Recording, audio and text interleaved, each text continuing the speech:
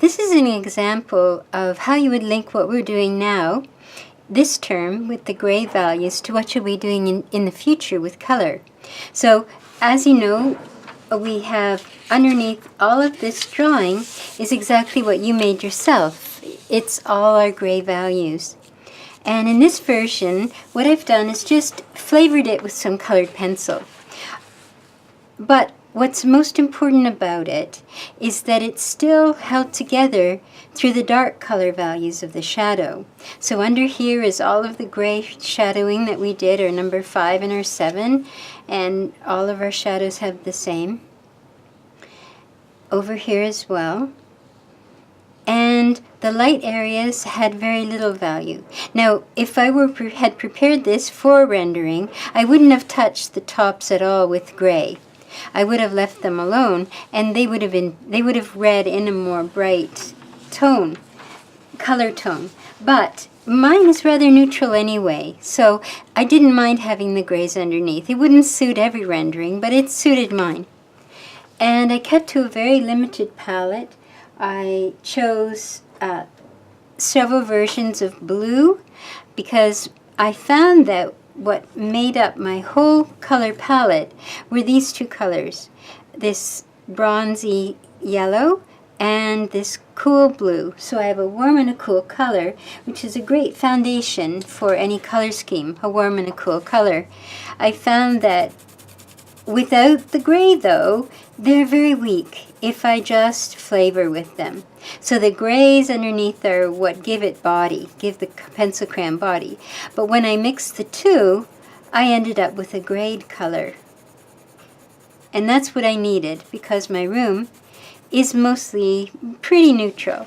It's just more or less of the blue is all I really needed for everything.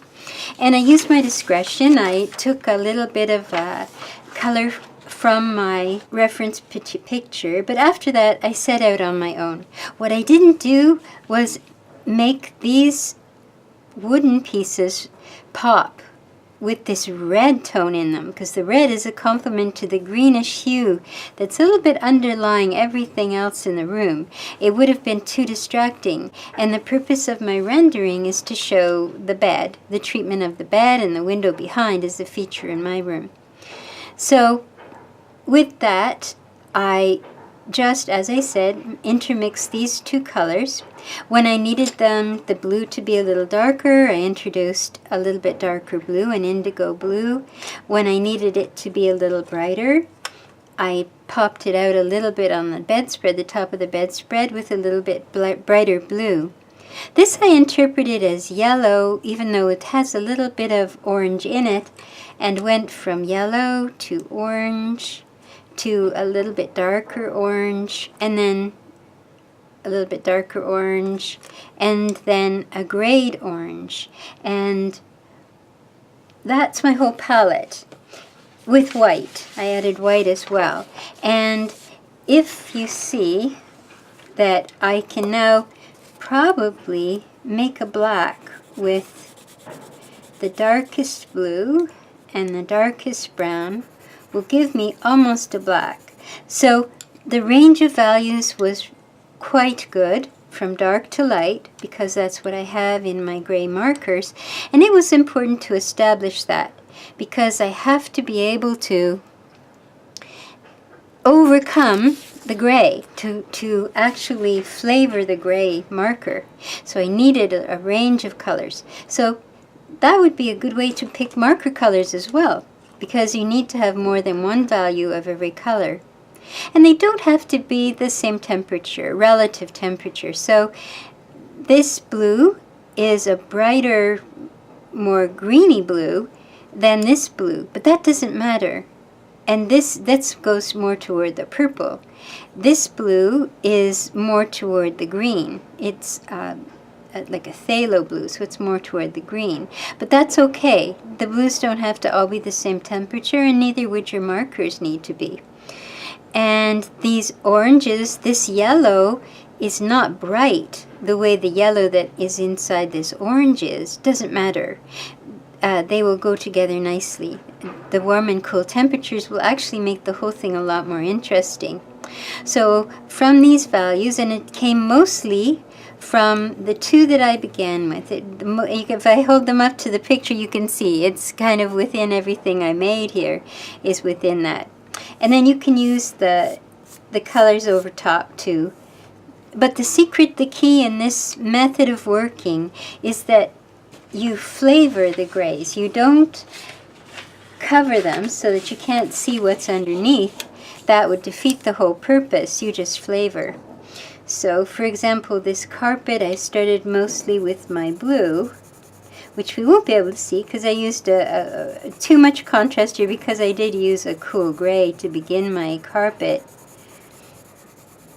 And then where it's white, you can see a brighter blue up here. That's the great thing about this, is that the grays give it body, and you can still change their color to a certain degree.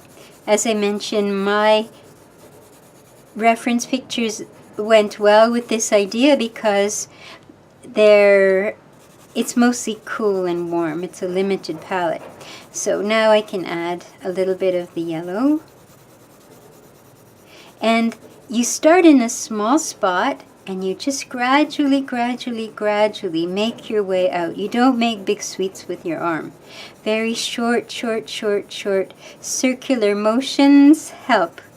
And then you can go in there. I can go in there with a little bit more of this blue now. And I'm getting the color that I wanted. I wanted a neutral color down here, heading more toward the blue, since the bed headed more toward this yellow, this bronzy yellow. And in the dark, I can use the indigo blue. And remember, I want to make a connection, so I don't want to keep the indigo just under the bed. I want to move it out. But that's flavoring.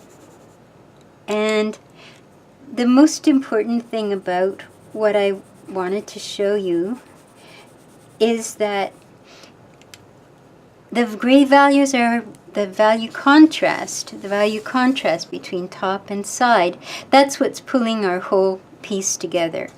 Not the method of doing it, anything else. It's that we have these dark shapes that hold everything together and create the contrast that we want.